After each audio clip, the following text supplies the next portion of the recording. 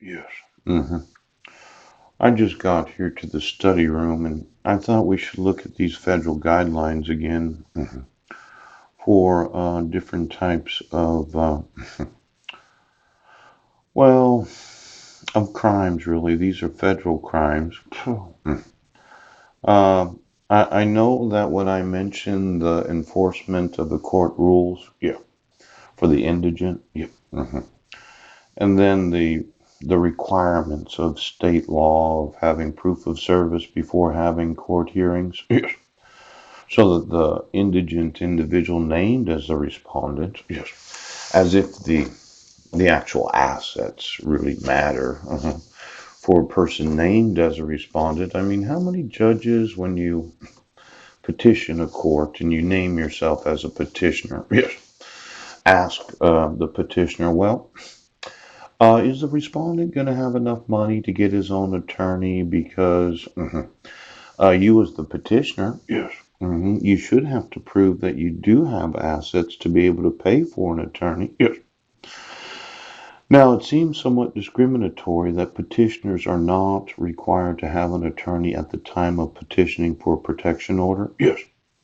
I mean, how many judges are actually going to work with any ex parte pro se individual when they don't have an attorney?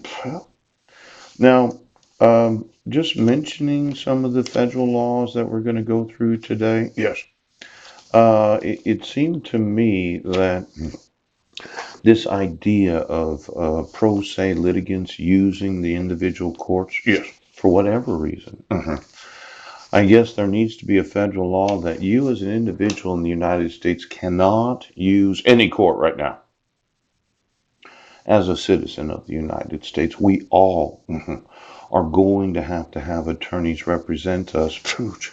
And for any judge that hears any court case where the individual says, well, I'm motioning the court pro se, yes, and I don't have an attorney, yes. The idea that the respondent is going to have an attorney when the individual known as the petitioner doesn't have an attorney, yes. See, we have this Judge Ken Williams case information cover sheet in a petition for dissolution of marriage. Yep. And when you look online, it says Heidi Lee Budnick, Paul Chad Budnick. Yes. But I don't think that my wife used an attorney to petition the court for dissolution of marriage. Yes. Now, when I mention a forgery, and I show you this every day, yes. And then that pro se litigant, yes, because it couldn't be, well, it couldn't have been an emergency. You were reissuing a protection order. Yes. It's almost as if the courts refuse to acknowledge that both litigants would have the same need for an attorney to represent them. Now, when my wife did or did not petition the court to reissue this protection order, yes, yes, on June 1st of 2015, did anybody know where I was sleeping at on June 1st of 2015? Oh, I was sleeping at the Serenity House, wasn't I? Yeah. Now, you thought that the respondent, a homeless man, that had been staying at the homeless shelter for the previous year, had the availability of paying for an attorney. Yes. While at the same time, you didn't require a signature of the petitioner. Yes. Acknowledging the receipt of the copy of this order. Yes. Now, there's a couple different federal laws that you're violating. Yeah. And I want you to understand something. Not enforcing the requirements of state law. Yes. And not enforcing the Supreme Court rules of superior courts. Yeah.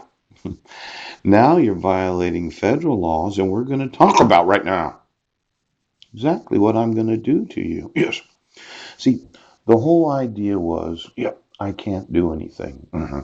I'm an American citizen. Yes. I've sent approximately 3 million emails. Yeah. I emailed you 73 emails from this last weekend, or videos. Yeah. And I, as a citizen of the United States, have absolutely no rights.